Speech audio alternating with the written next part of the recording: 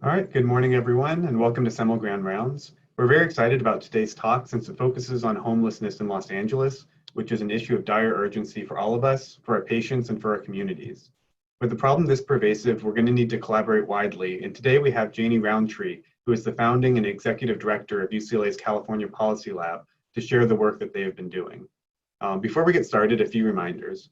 For today's session, if you have a question for the speaker, you can use the Q&A button to submit it at any time, either during the presentation or during the Q&A session at the end.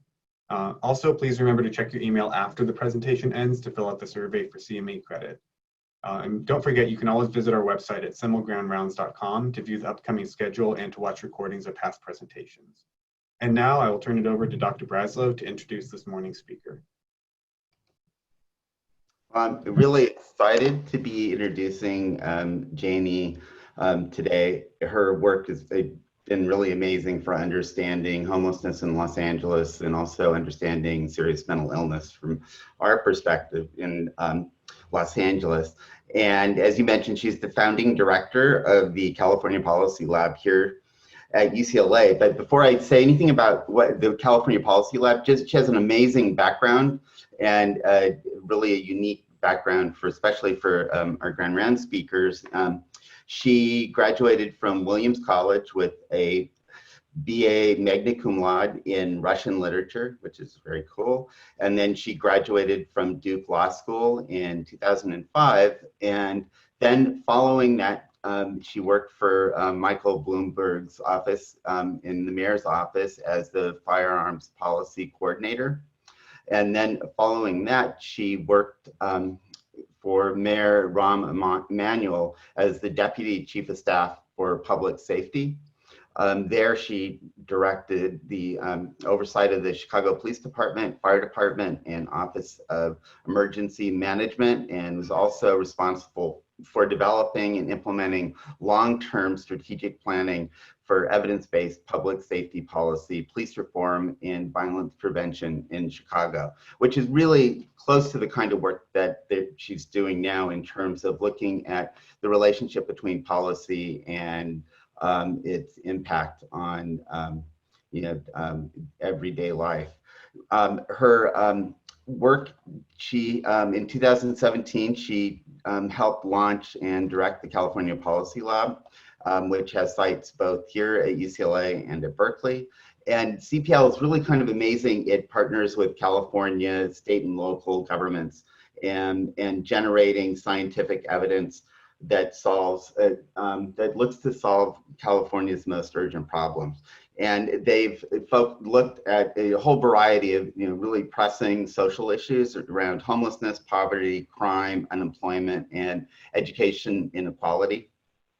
And Janey manages the social science and public policy research in homelessness and criminal justice, in addition to being the executive director of the lab.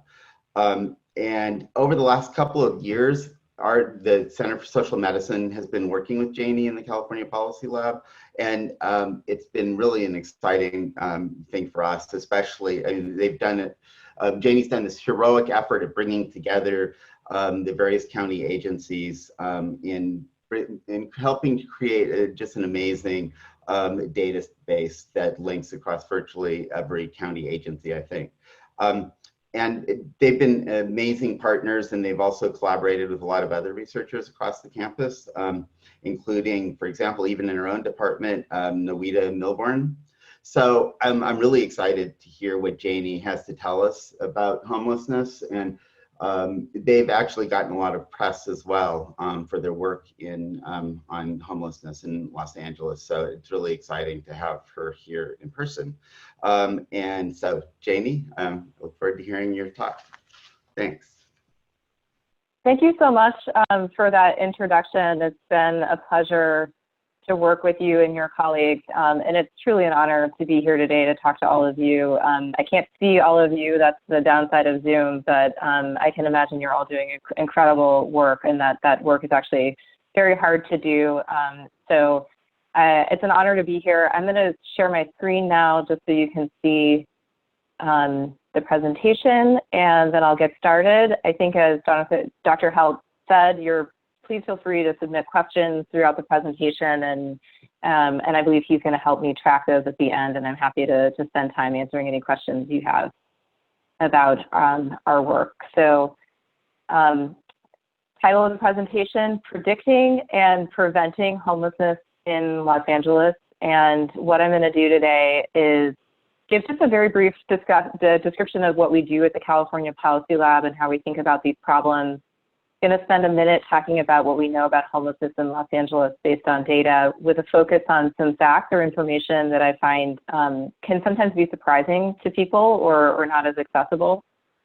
Then we're going to shift gears and talk about the research project that I'm here to talk about today. And first describe what we're talking about when we talk about preventing homelessness before it happens, and then get into how we actually predict people who are at risk of homeless, and what we know about those people, what are our risk factors for homelessness. And then finally, one thing that I think is always really important to do is just pause and talk about some of the limitations of the approaches that we're using and who might be left out of our models, and what we know about those people as well. So that's the agenda for today. As Joel said, our mission is to improve the lives of Californians by working in close partnership with government agencies. It's not an accident that I run the California Policy Lab. I run it with an economics professor, Til van Wachter, who's the Associate Dean for Research in the Social Science Division. And the idea is that you bring together the intellectual capacity and research capacity of a university like UCLA, or at Berkeley, at our Berkeley site, it's obviously the faculty at UC Berkeley, but you pair that with someone who has real expertise in a deep history working in government, making decisions, generating policy, funding programs. And by doing that, you try to make the work that we have a direct impact on the public programs that are being designed and funded by our public partners. This is not something that happens overnight. We invest in long-term research partnerships. We hope to be, when we have a partner like the Department of Mental Health here in Los Angeles, we hope to be working with them for 10, 15 years, not on just one single research partnership.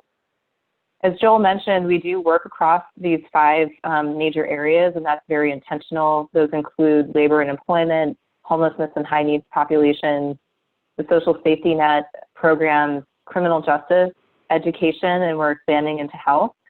And we do that because often these things are seen as one academic field, or you can see data from one perspective. You might have access to mental health data, or if you're a criminal justice researcher, you might see data coming from the jail or from a police department. But very rarely do you see how these big systems and institutions work together to affect people's lives. And it's very hard to talk about a problem like homelessness without understanding the intersection of incarceration, serious mental illness, substance abuse, safety net, and poverty issues. So for all of the work that we do, whatever the research question is, we're asking, can we do novel data linkages? Can we ask about the social determinants of health? Can we ask about how the healthcare system is affecting the jail?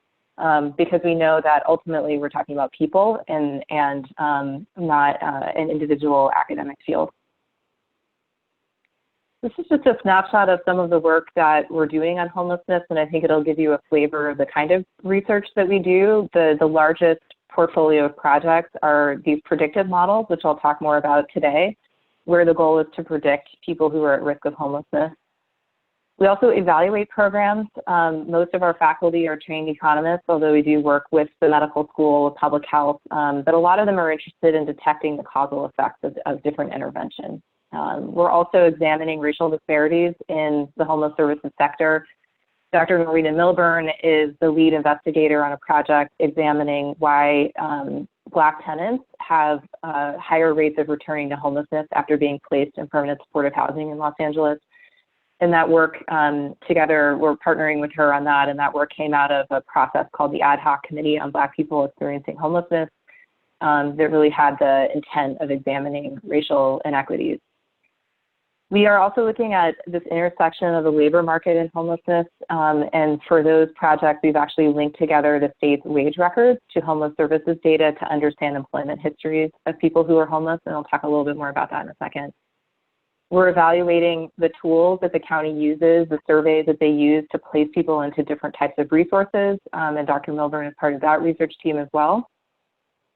And with Joel and Philippe Bourgois and their colleagues, we're looking at this intersection of serious mental illness, incarceration, and homelessness. We have about 30 to 40 research projects right now on homelessness, but this sort of gives you a sense of what we do. A lot of the work we do is quantitative and relies on administrative data, and we bring in complementary expertise when needed. I'm not going to talk about everything on the slide. I think the point here is that the public agencies on the left-hand side of the screen are formal research partners for the project that I'm going to talk about today.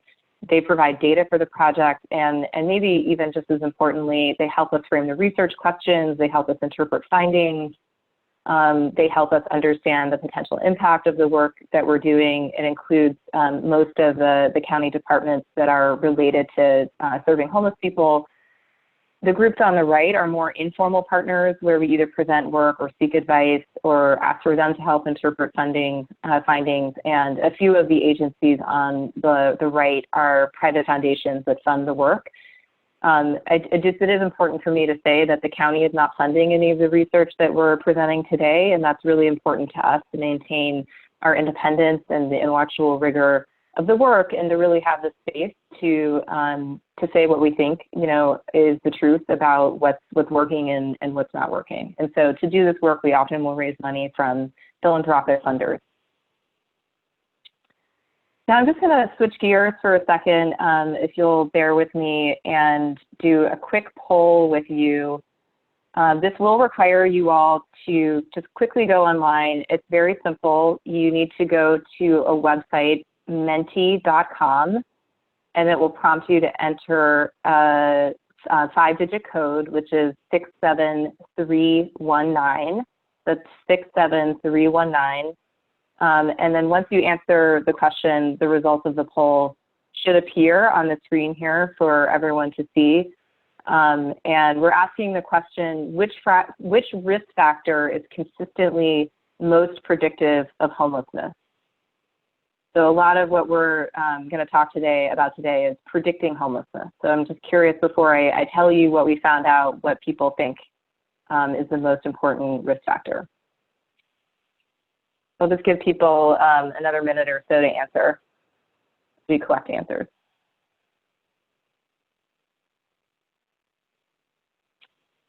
And in case it's helpful, the code is 67319.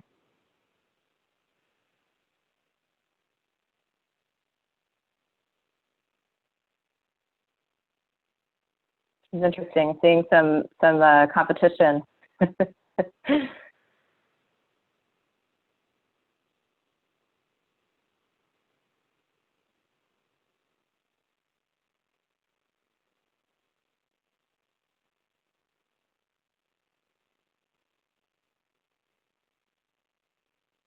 Okay, it seems to be roughly evening out with some stiff competition between diagnosis of serious mental illness and level of poverty in the person's community, substance abuse consistently trailing in fourth place, and incarceration out to an early lead, but now coming in third place. So the point I wanted to make here, the answer is actually the level of poverty in a person's community. And I think one thing that's really important to remember about homelessness is that the population of people experiencing homelessness is very diverse. And the one thing that they have in common is that they're living in very deep, grinding poverty. Not everyone who has a diagnosis of a serious mental illness will experience this particular outcome.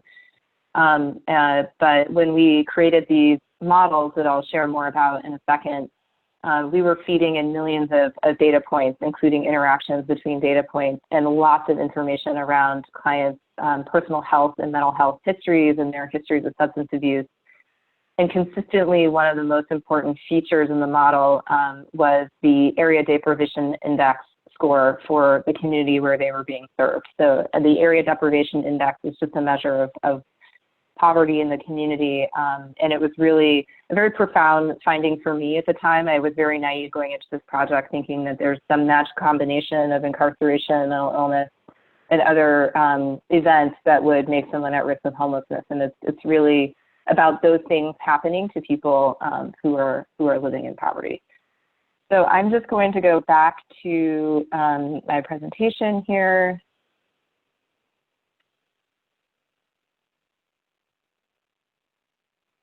So I want to just pause for a minute and talk about some of the things that we know about homelessness in Los Angeles. You may be familiar with what's called the point in time count, which happens every year in January. There's an army of volunteers who go out across the entire region and actually visually count how many people who are homeless.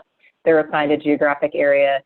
All of that information is fed into a statistics team at USC, who then generates a number each year, usually around April, of how many homeless people were on the street at that point in time. And this past year, it was about 66,000 people. If you look at homeless population captured in administrative data over the course of the year, it's more like 140,000 unique people that we see in the data, and that's data captured by all county agencies that track homelessness in any way. They are applying different definitions, but we see homeless flags in the health system data, mental health, certainly in homeless services, but also in safety net programs. 82% of homeless people are from California. That's the minimum number. It might be higher, and 65% have lived here longer than 10 years. There's a myth that people come here because the weather is nice or there's services or something. But the truth is that people who are this poor have a really hard time moving around. 37% of people enrolling in homeless services for the first time in Los Angeles have a record of earning wages in California within the 2 years prior to becoming homeless. So that's a number that we generated from research last year that was really surprising to me and my fellow researchers. Lots of homeless people are working and have worked recently. And in fact, 75% of people being served, of homeless people being served in Los Angeles, have a formal work history in California. This is what I mean by formal work history is that they're earning wages covered by unemployment insurance. So this is likely an underestimate of working, because it's not going to capture cash, pay for hire, gig type work. Having said that, the average wages of a person experiencing homelessness are just under $10,000 a year, which is 16% of the area median income. So this is really where we get to the point of it's just unimaginable trying to support yourself or your family on those wages.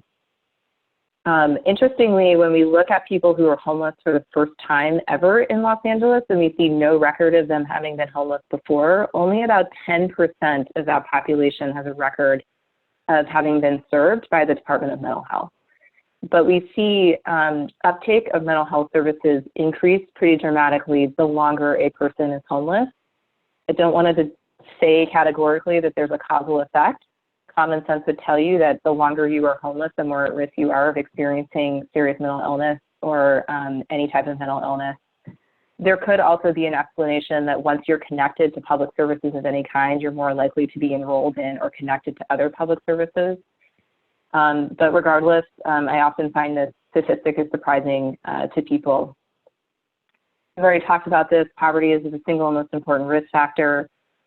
Homelessness in Los Angeles is also fundamentally an issue of race equity. 9% of the Black population in Los Angeles, 9% of the general population, but more than a third of the homeless population. And then finally, we are expecting a pretty dramatic increase in homelessness due to the COVID-19 pandemic.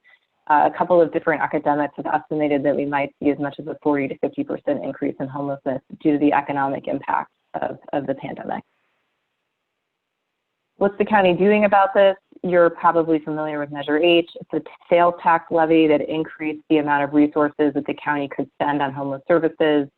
That funding is going to homeless services, and in fact, in the first year, we saw nearly 10,000 people enrolled in permanent housing, just under 20,000 enrolled in shelters or crisis or bridge housing. 3,300 were given a rental subsidy to support permanent supportive housing. Yet, despite all these efforts, even before the pandemic, we were seeing an increase in the homeless population. Basically, the resources that are funded, even with extraordinary measures like Measure H, cannot keep pace with the inflow to homelessness in our region. And that fact was really the primary motivating reason why the county wanted to partner with the California Policy Lab on this question of prevention. How can we stop the inflow before we need to give people rental subsidies and permanent supportive housing units?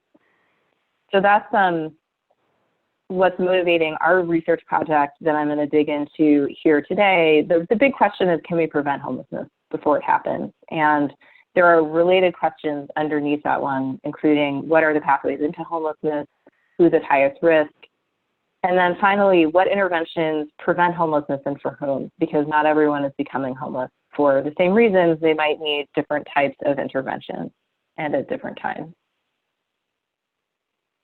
So what do we mean by prevention? If you're familiar with public health frameworks, you might know the term secondary or tertiary prevention. In this context, what that really means is that there are these structural aspects to our society that make people or put people at risk of homelessness, whether it's structural racism in the criminal justice system, in the housing market, in the labor market.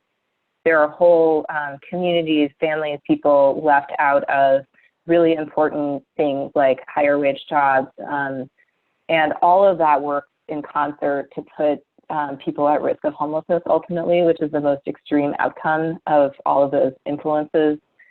And addressing those things are critically important, and they are part of prevention, long-term prevention strategies. But when I talk about prevention today, I'm talking about something a little bit different, which is targeted prevention. How do we know which individuals and families are at highest risk of becoming homeless within 6 to 12 months? How do we identify them, and how do we reach them with crisis services? And targeted prevention should be effective, meaning it should stabilize their housing situation. It should be efficient. The resources should be going to people who would become homeless without it. And at a community level, when you measure success, you should see a reduction of inflows to shelters and street outreach programs. By far, the hardest part of thinking about prevention is understanding who should get the resources. How do you actually target scarce amounts of funding to the people who would become homeless without it? So this is fundamentally a math problem, and I'm going to try to put some numbers to it so that you understand the challenge. We have about 1.9 million single adults receiving public services in Los Angeles, and that's from anything ranging from inpatient, outpatient, emergency room, mental health, the jail, probation, Department of Child and Family Services. When you look at all of the adults, there are about 2 million people, and arguably they're all at risk of homelessness. They're all eligible, many of them are eligible for CalFresh, for example, which is a food stamp program. In any given year, only 15,000 of them will experience homelessness for the first time, and 34,000 will experience a new homeless spell. And a new homeless spell is both people experiencing homelessness for the first time, but also people returning to homelessness after having been stably housed. So you're talking about 1% of the population. How do you know if you have a room of 100 people who all look very vulnerable, who the one person is that you should be giving resources to? And this math problem really prevents public agencies from funding prevention because they're very afraid that they could take very precious resources and spend it on a program and see no effect. And that's a very real fear. So this prevents the state from investing in it, the Bay Area, and to some extent Los Angeles County. They do fund a prevention program, which I'll talk about in a second. So we felt like this is a really good use case for using data science and computational science to try to figure out if a statistical model could do a better job of identifying people at risk than just human judgment when you're trying to figure out lots of complex factors. You may not pick the right person, but computer models have made a lot of advances in doing that. This is just a visual of the outcomes that we're going to try to predict with our research. So we're looking at our pool of people is roughly 2 million. That's the box around the circles. The dark blue circle is anyone experiencing any kind of homeless spell. This is going to include the chronically homeless population. They are not the target population for prevention because they are already homeless. The yellow circle are these new homeless spells, and the light blue are first-time homeless. So that's what we're trying to do with the prediction is take roughly 2 million people and try to find the 15,000 who are going to become homeless for the first time, or the 33,000 who would experience a new homeless spell. So how does prediction work? If you yourself have worked on data science projects, you know that 90% of the effort is acquiring the data and cleaning it. It's just a massive effort. And it took us about 2 years to do that, including negotiating data sharing agreements.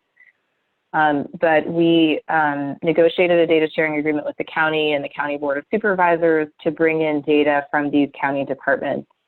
And I've mentioned them before, but it's Department of Health Services, Department of Mental Health, the Department of Public Health Substance Abuse Treatment and Control Program data, families enrolled in CalWORKS, all people enrolled in CalFresh, the General Release Safety Net Program, and then from the criminal justice system, data on probation, data on jail stays from the Sheriff, Department of Child and Family Services, and then finally, the HMIS is the data that is provided from the Homeless Services Authority.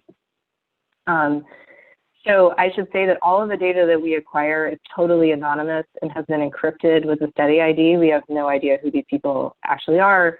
And we linked these data at the individual level across all of these different departments and created a longitudinal data set that goes back, in some cases, as many as 10 years, but we were looking at a complete data set for about 5 or 6 years. And then these statistical models take in all of that information on service utilization, things like diagnosis codes, the location of treatment, how the person paid for their healthcare, their top charge that they were convicted of before being sent to jail, their duration of treatment and the nature of their substance abuse, all of that information. It's literally millions of data points when you include the interactions between these data. And then they try to sort through which patterns are predictive of this specific outcome. We used a number of different techniques, including lasso, random forest. The results you're going to see today are from regularized logistic regression techniques. And we have the models predict the outcome in a year prior where we know the answer. So it's literally creating a risk list, 1 to 3,000, of individuals that the model thinks are at highest risk of experiencing homelessness. And then we compare that predicted outcome to the actual outcome because we were doing this in the past, and that allows us to measure the accuracy of the predictive model. So how did we do? The new homeless spell, which is less rare, so slightly easier to predict, when we generated that list of 3,000 individuals, 46% of them actually experienced homelessness within the next 12 months. And when you include what we call false positives, meaning people on the list that we said would become homeless who didn't actually become homeless, even those people on average had a 27 times more likely to become homeless than your average county client. Obviously, predicting first-time homelessness is harder because it's rarer. And for that list, a top 3,000, 1 in 3 people actually became homeless. And on average, that entire list was 48 times more likely to experience homelessness for the first time than your average county clients. So I've seen these numbers in the literature, so I forget what it's like to see these results and whether you're thinking that, by instinct that they're good or bad. I can tell you, and you'll just have to trust me, that these are good results for the rarity of the thing that we're trying to predict. And I think more importantly, from the county's perspective, they went from not knowing who the 1% is to having a group of people where they're confident that every other person on the list would experience this outcome. It's way more precise than any other option available to them. And when the board reviewed these results, they authorized the California Policy Lab to continue working with the county to develop interventions that would be based using these models. So I mentioned that there are some limitations to these data science techniques, and having worked in the government and in nonprofit sector for most of my career, I would frequently have data scientists come to me and say, I want to do a prediction, give me all your data. And people who work in clinical settings or in public policy know that whenever you have a quantitative research project or a data science project, the thing you want to know has to be given a proxy in the data, and that proxy is never perfect. So the classic example is, let's say you want to know how many people are committing crimes in an area. You don't actually know the answer to that question. What you might have is a record of arrests or a record of convictions, but you don't have the ground truth of crime in the way that we think about it. And asking, if you are a consumer of data science models, asking the research team that you're working with, how are you creating proxies in the data for the problem I care about is really, really important. And also asking the question, who might not be in the data?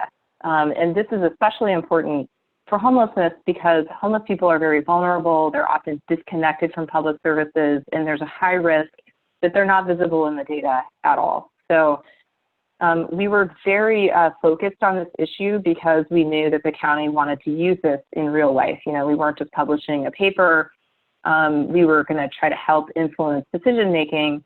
And so when we looked at this issue, we discovered that when you just look at first-time homeless spells, people who are homeless for the first time in any given year in Los Angeles, about half of those people have no prior service record at all.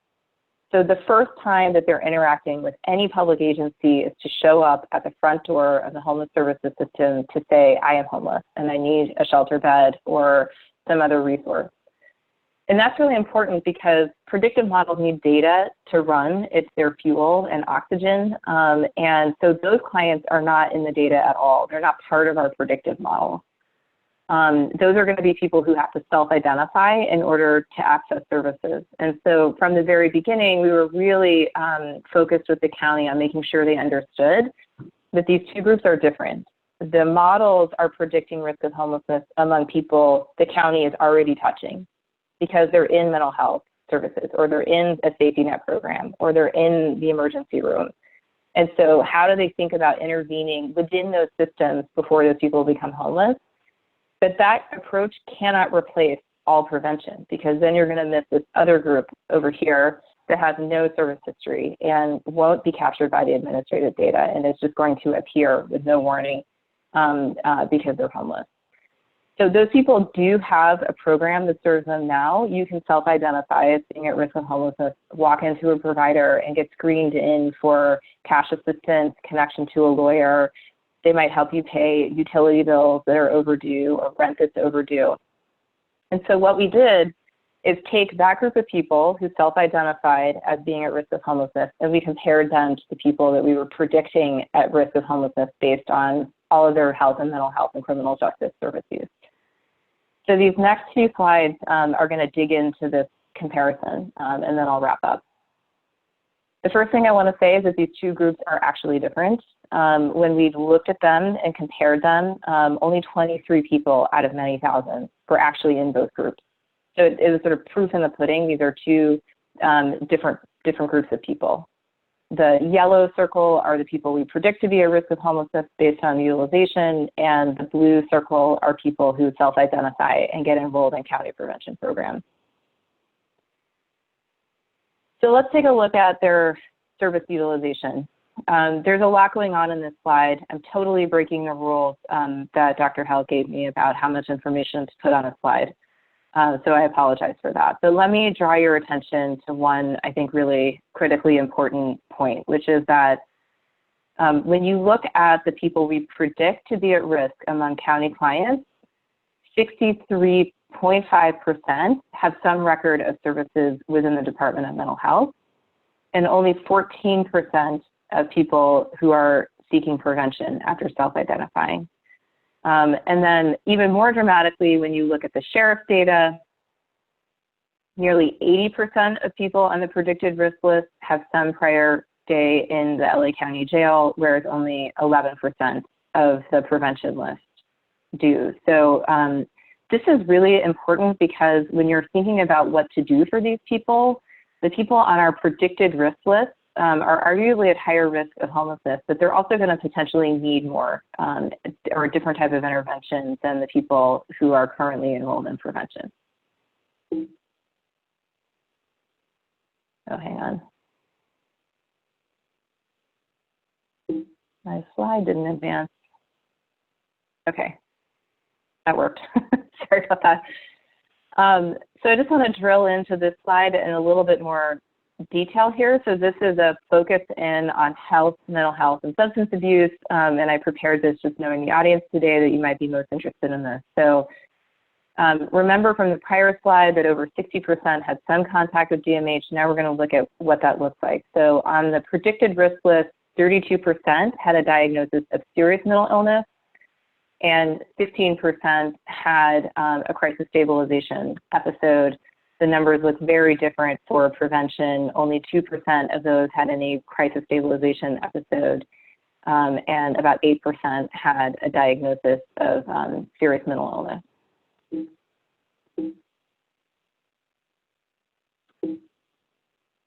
Oh, that's weird. Hang on, sorry. Okay. So what are these serious mental illness diagnoses in the risk population? Remember, 32% of the predicted risk list have some diagnosis of serious mental illness, and the blue bars are the predicted population and the yellow are prevention.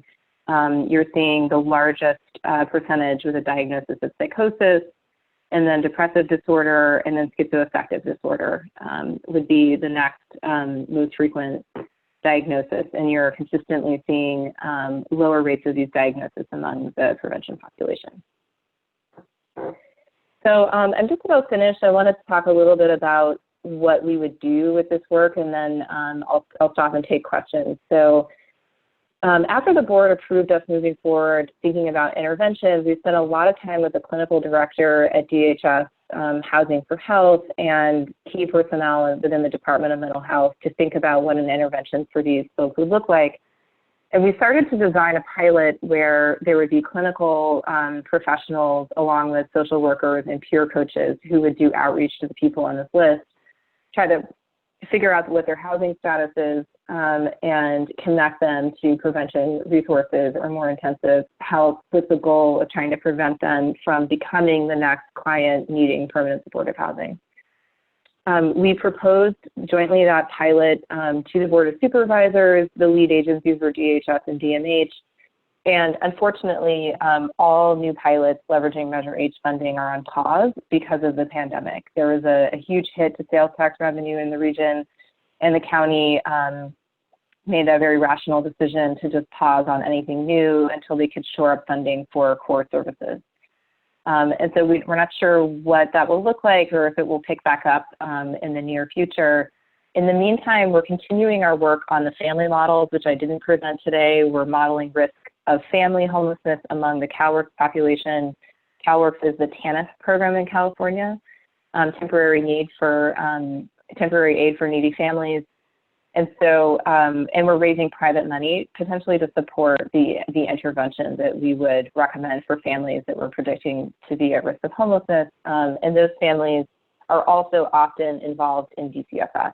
So there's a population that's cross-involved both in the safety net programs and in the Department of Child and Family Services. And ultimately what we're trying to do is test these strategies to see if they reduce homelessness, and that's the long-term goal. So these clients that I talked about that are not in the models, they do have a program that they can access when they self-identify. I don't want you to take away, because they have lower service utilization, I don't want you to take away the insight that they're not as high a risk of homelessness. I don't actually think that's true. I think what's more likely is that they have similar risk of homelessness, but the precipitants to their homelessness might be very different. So these might be families or individuals whose precipitating events are financial shocks, loss of income, maybe a parent who owned a home passed away and there was no estate planning to keep the family in the home. Sometimes we see a child being born adding an unexpected financial burden that tips people over into homelessness. And I think the point is that financial shocks need a different type of solution. You need short-term cash, you need problem solving, you might need housing navigation. And so they might be less likely to need intensive clinical care, for example. So just to summarize some key takeaways, we know from the literature that prevention does work. We've seen it in Chicago and New York, but it's very difficult to target. Our research has also shown that it is possible to predict people who are at risk of homelessness if you have enough of data and information.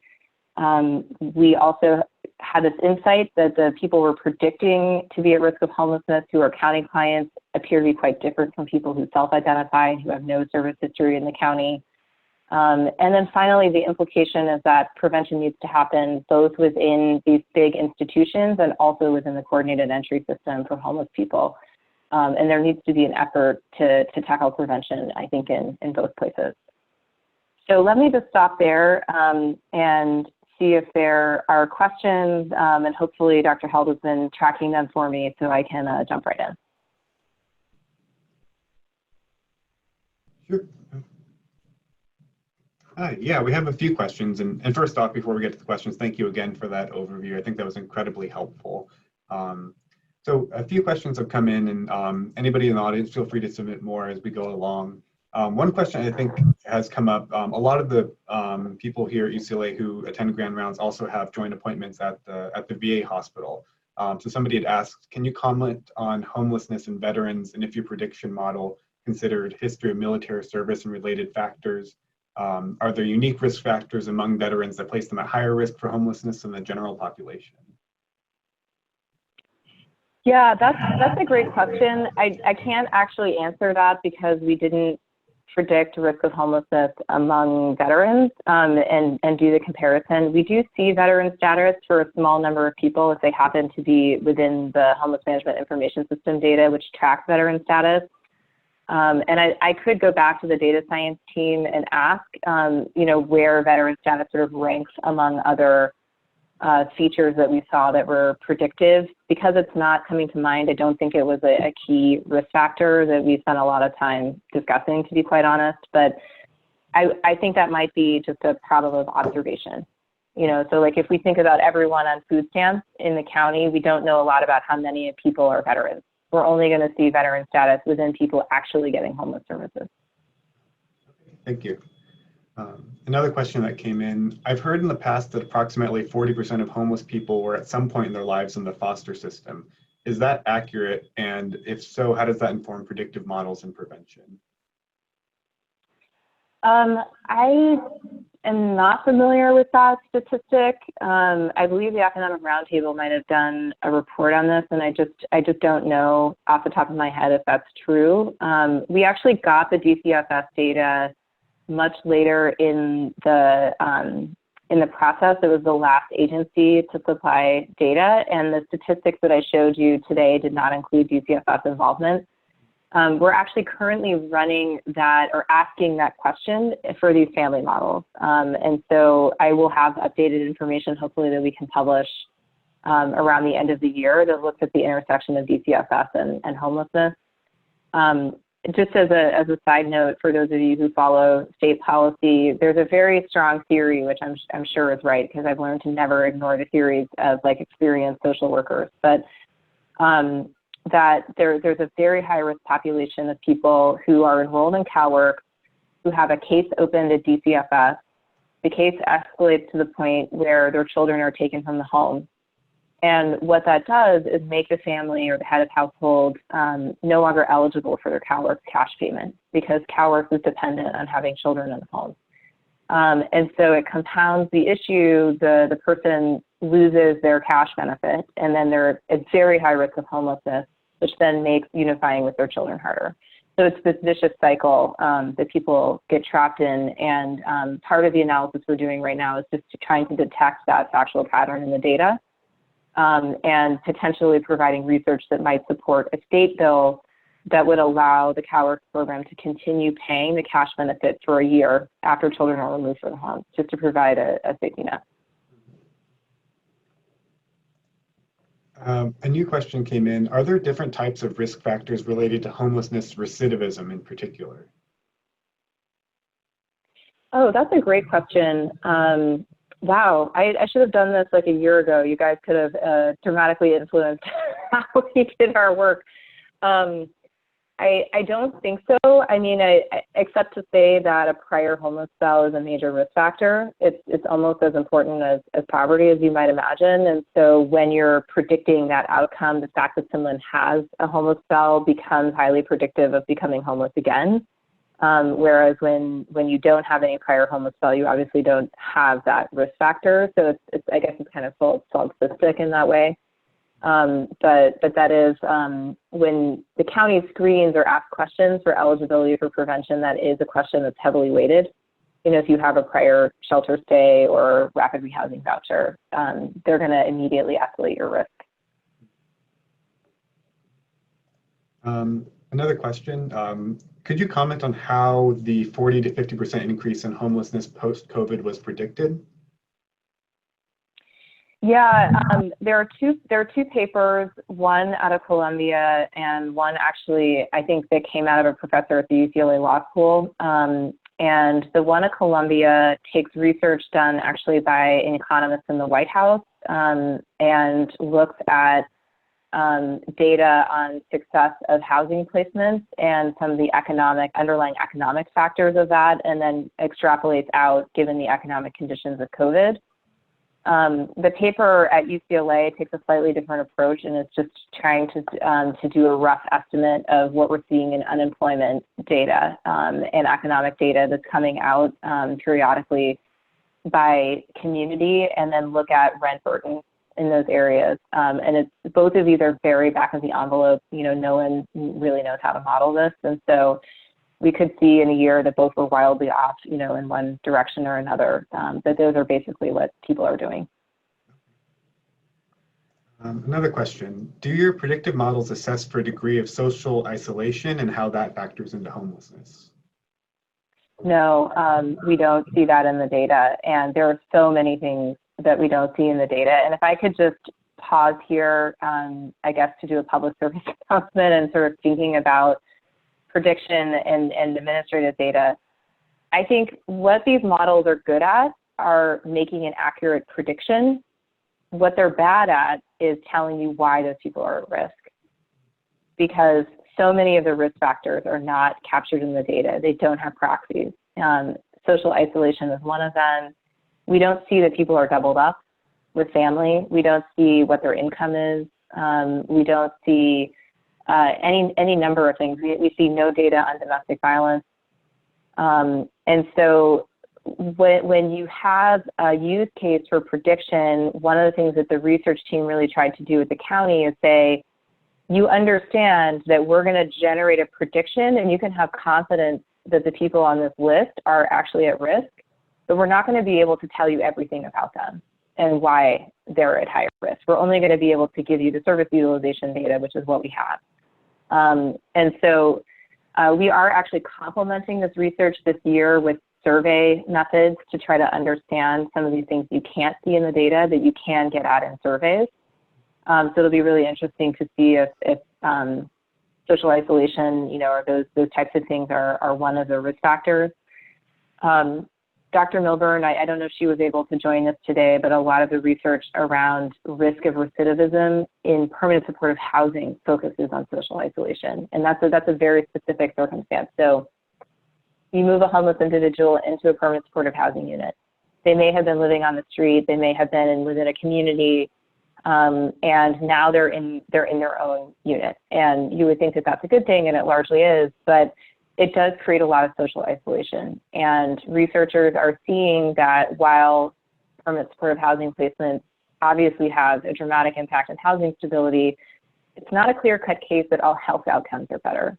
And you can see some behaviors change that I think are connected to social isolation. So higher, an increase in certain types of substance abuse or sort of self-medication strategies, some types of mental health or behavioral health issues like depression actually get worse when you're placed into that type of housing. And one theory is that it's due to social isolation. And so those people who suffer from that might be at higher risk of actually falling back into homelessness and sort of for whatever reason, either because of increased substance abuse, which violates their rent agreement, or just an instinct to regain that community. Thank you. And we still have time for more questions if anybody else wants to submit any. One question I had on my end is, I think we see a lot of patients who are affected by homelessness in our emergency rooms, in our hospitals, in our clinics. And do you have any thoughts on how somebody who's interested in getting more involved in terms of advocacy and policy, like any thoughts on how somebody with a medical or social work or psychology background could begin to get more involved in those efforts? Yeah, that's a great question. The United Way of Los Angeles has become a clearinghouse for advocacy around homelessness. And so their website is a great resource to understand potential changes to city, county, state, or federal policy that affect homelessness. And so one simple thing that anyone can do is just to track those bills and do the action that they request. Having worked in the government, I'll tell you, it actually works. You know, elected officials, whether they're in Sacramento or in DC, they actually track their constituent correspondence and they tally it up and someone gets a report, right? So like if a bunch of doctors or clinicians or social workers from Los Angeles are suddenly supporting a bill for more housing, it actually matters. So don't discount something as simple as that. I think that, you know, actually leveraging, you know, thinking about careers in public service or in social medicine, which presumably you're already doing, are so important. There's just a dire need for really well-trained people to be serving this population. So, you know, if that's something that you're thinking about, I would definitely encourage people to do that. And there's lots of volunteer opportunities as well. One thing that people may not know, which is sort of obvious, is that in Los Angeles, the nonprofits that serve homeless people have a geographic area that they serve. And so if you live on the west side, or if you live in Hollywood, or if you live on the east side, there's a group of providers that are responsible for youth, family, and adults in that area. And one thing I would encourage anyone to do is just to know who those organizations are and what they're asking for, because there's often like really simple stuff you can do to support those nonprofits who are in your community. Thank you. A few more questions have rolled in. This is a fairly broad question, but I think it speaks to kind of the idea of like, what can we take away practically, tangibly from this? Somebody had asked, like, what is the best thing that somebody can do if you were to encounter a homeless person on the street? Is there anything kind of in our power to do at that moment? I think acknowledging them is really important, and just understanding that they're a human being. I think when you do this research, you understand how precarious people's situations are, and it's easier to imagine yourself or your family ending up in that situation. I think that I can say I'm a parent, you know, and I did live in Hollywood for many years with a large unsheltered population. My choice is to not provide individual attention or care, but to support the nonprofits in that area who are doing street outreach. And the theory is that your efforts are just compounded more by working within the system. So in Hollywood, there was a church called the Center for Blessed Sacrament, and we would donate food and hygiene products to them rather than to try to do that for every homeless person that we saw. Mm-hmm. So I know that's often a tension people feel, you know, am I doing enough? You know, and it's a constant question that people ask in Los Angeles. So that's just one person's perspective. Okay. Thank you. Another question is, how could research on risk for homelessness be used to study the impact of homelessness interventions, building more houses, supports, or other types of interventions? Yeah, I mean, this is a question that occupies us day and night at the California Policy Lab. For one perspective is that when you look at public programs and education, for example, you'll find a wealth of well-designed causal studies, looking at like K-12 curriculum, for example, or looking at reentry programs, for example. And that means that you can try to model the impacts of a program that you might want to try in Los Angeles for the first time. And you can really see the study design. You can see whether they had a good control group and how the researcher approached measuring the outcomes. That's largely not true for homelessness, and that's because there was no data on homelessness for many years, and data is kind of the lifeblood of causal studies. And so we're part of a national movement trying to change that. There is a group at Notre Dame, at the University of Chicago. There are researchers affiliated with JPOW out of Harvard who are trying to increase the rigor of evidence around homeless programs. And it requires a good research design. And often that means you're setting the research question before the program is rolled out so that you can observe the counterfactual or the group that didn't get the thing. And so there isn't a lot out there. You know, we've done literature scans, and there are a handful of studies for rapid rehousing and prevention that were well designed, a little bit more on permanent supportive housing. And a lot of that, we've come to realize that a lot of heading in that direction is actually supporting the data infrastructure available to public agencies and to research universities like UCLA. So we're now actually rolling up our sleeves and getting in the agencies and embedding people to deal with some of the data quality problems that are prohibiting that kind of research. It's a big long-term goal. We had another question come in about whether there is a subpopulation within the broader homeless population of individuals who do not want housing or would turn down housing. Is that something that you've studied at all, and whether there's any kind of impact on that, on the interventions that can be provided? Yeah, we don't do research on that, but there is research on that. Margot Cashel at UCSF has thought a lot about that issue, and there's actually a really interesting kind of natural experiment happening right now with the COVID-19 pandemic. So what I mean by that, I guess to answer your question is, people are often reluctant to move into housing, but good social workers can make it happen. And anyone will tell you that. We know how to do this. We know how to earn people's trust and get them into housing. The question is, does that social worker organization have the time and resources to do it the way that they know how to do it? Do they have the resources to train their staff to use those techniques? It doesn't happen overnight. Some people require multiple attempts to develop the rapport and trust that it takes to make such a leap. So the short answer is that it can be done. It's not uncomplicated, and it requires really good training. One of the things that's happened in Yolo County, which is outside of Sacramento, is that in the context of the pandemic, they funded a bunch of motel rooms to isolate people who they thought were at higher risk and needing ICU care.